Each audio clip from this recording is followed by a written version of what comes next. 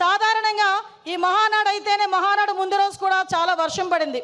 వర్షం పడితే చాలామంది లోపల తీన్మా డ్యాన్సులు వేసుకున్నారు అవతల పార్టీ వాళ్ళు. ఈ మహానాడు ఎలా అవుతుందో చూద్దాం, ఈ మహానాడు ఎలా అవుతుందో చూద్దామని. ఒక్కటి మాత్రం నిజం, ఆ మహానుభావుడు చంద్రబాబు నాయుడు గారి సంకల్ప బలం ముందు అన్నిది కూడా దిగదుడిపోయి ప్రకృతి కూడా ఈరోజు మనకి సహకరించి 3 గంటల టైంలో ఇంత చల్లగా మనందరినీ కూడా ఇక్కడ ఆశీర్వదించిందంటే ప్రకృతి. ఈరోజు ఇది కూడా ఒక శుభ సూచకంగా దేవుని స్క్రిప్ట్ కింద భావించాల్సిన పరిస్థితి. గత 5 సంవత్సరాలు చూసాం, విధ్వంసంతో స్టార్ట్ అయింది, ప్రజావేదిక విధ్వంసంతో స్టార్ట్ అయింది, అనేక కేసులు పెట్టించుకున్నాం, అనేక రకాల జైళ్ళకి వెళ్ళాం. అభివృద్ధిలో శూన్యమైపోయింది, 20 సంవత్సరాలు వెనక్కి వెళ్ళింది. అభివృద్ధిలో ఎందుకు ముందుకు రాలేకపోయింది అంటే శాంతి భద్రతల మీద వాళ్ళకి పట్టు లేక, కనీసం వాళ్ళ భద్రత మీద వాళ్ళు కనీసం శ్రద్ధ చూపకపోవడం వల్ల ఈరోజు మళ్ళీ అదే శాంతి భద్రతల మీద భద్రత మీద శ్రద్ధ చూపించారు. కాబట్టి మన నాయకుడి మీద నమ్మకంతో ఈరోజు అనేకమైన కంపెనీలు ఈరోజు వస్తున్నాయి. ఇంతకుముందు రాయలసీమ గురించి ఫ్యాక్షనిజం గురించి మాట్లాడుకునే పరిస్థితి నుంచి ఈరోజు ఉపాధి అవకాశాలు, ఫ్యాక్షన్లోని చాలామంది ప్రాణాలు కోల్పోతూ ఉంటే అటువంటి వాళ్ళు ప్రాణాలు కోల్పోకూడదని ఫ్యాక్షనిజాన్ని సమూలంగా ఆ రోజు నాశనం చేసి ఈరోజు అదే కత్తి పట్టిన చేత్తోనే ఉపాధి అవకాశాలు కల్పించిన పరిస్థితి. ఈరోజు రాయలసీమలో ఉన్న ప్రతి మహిళ కూడా ఇంట్లోని చంద్రబాబు నాయుడు గారు బొమ్మ పెట్టుకోవాలి.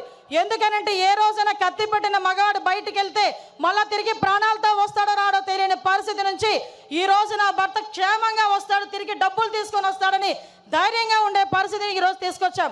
ఇంతకుముందు రాయలసీమ అంటే మనకి చేతిలో కత్తులు, కటార్లు, బాంబులు వినిపించేవి.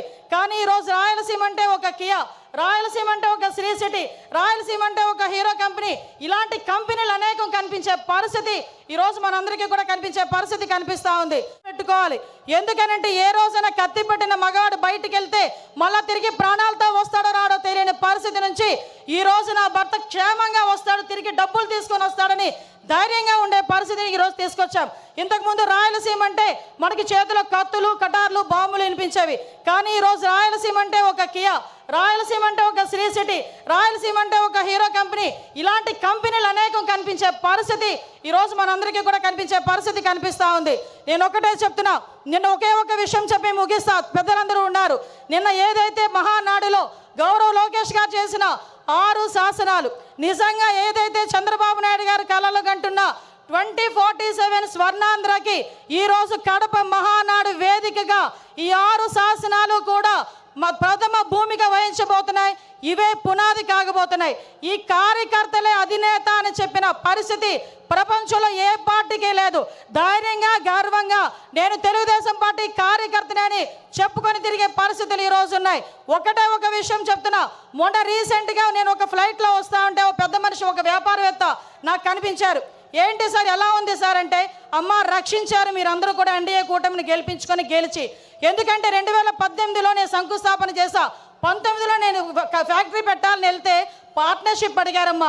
అప్పటి నుంచి మూసుకొని కూర్చున్నా.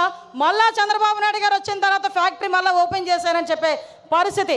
ఒకటే చెప్తున్నా సార్, మీరు ఏదైతే 6 శాసనాలు తీసుకున్నారో ఈ 6 శాసనాలు మంత్రులుగా ఉన్న మేము కానీ, ఎమ్మెల్యేలుగా ఉన్న స్టేజ్ మీద ఉన్న వాళ్ళు కానీ, కార్యకర్తలుగా ఉన్న వాళ్ళు ప్రతి ఒక్కరు కూడా గ్రామానికి వెళ్ళి చెప్పే బాధ్యత మేము తీసుకుంటాం. మీరు కలలుగన్న 2047 విజన్ ఏదైతే ఉందో ఆ విజన్ని పరిపూర్ణంగా ముందుకు తీసుకెళ్లే విధంగా, మరీ ముఖ్యంగా గుంట నక్కలు చేరకుండా ఉండే బాధ్యత కూడా కార్యకర్తలుగా మనందరం కూడా తీసుకోవాల్సిన బాధ్యత ఉంది. మళ్ళీ 5 సంవత్సరాల తర్వాత నేను వస్తా అని కలలుగనే వాళ్ళకి మొన్నటితోనే ఆఖరి రోజు పులి స్టాప్ పడే పరిస్థితి, మళ్ళీ ఇలాంటి గుంట నక్కలు మన దగ్గరికి చేరకుండా ఉండే పరిస్థితి కూడా మనం తెచ్చుకోవాలని మనస్ఫూర్తిగా కోరుకుంటూ, ఇప్పటి నుంచే 2029 వెనక్కనికి కూడా ఇప్పటి నుంచే పని చేయాలని ప్రతి కార్యకర్తకి కూడా తెలియజేసుకుంటూ, ఈ మహావేదికగా మీ అందరికీ నాకు ఇక్కడ మాట్లాడే అవకాశం కలగజేసినందుకు ప్రత్యేకంగా గౌరవ ముఖ్యమంత్రి వర్యులకి, నారా చంద్రబాబు నాయుడు గారికి, లోకేష్ బాబు గారికి అందరికీ కూడా ధన్యవాదాలు, నమస్కారాలు తెలియజేసుకొని సెలవు తీసుకుంటున్నా. జై హింద్, జై Telugu Desam. Come back to YVR channel. మా ఛానల్ మీకు నచ్చినట్టయితే లైక్ చేయండి, షేర్ చేయండి, కమెంట్ చేయండి, అలానే సబ్స్క్రైబ్ కూడా చేసుకోండి.